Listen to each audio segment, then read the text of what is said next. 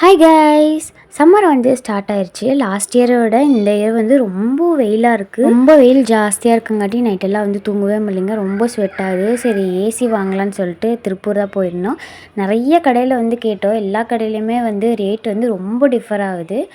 ஒரு கடைக்கு இன்னொரு கடைக்குமே 4,000 to 5,000 வரைக்குமே டிஃபர் ஆகுது. 4-5 கடை பார்த்தோம்.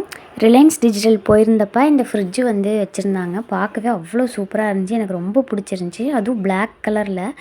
பிளாக் வந்து சும்மாவே சூப்பராக இருக்கும். உங்கள் யாருக்கெல்லாம் பிளாக் பிடிக்கும்னு சொல்லிட்டு மறக்காமல் வந்து கமெண்ட்ஸில் சொல்லுங்கள். அது ஃப்ரிட்ஜ் மாதிரியே இல்லை, ஏதோ வந்து கபோர்டு மாதிரி இருந்துச்சு.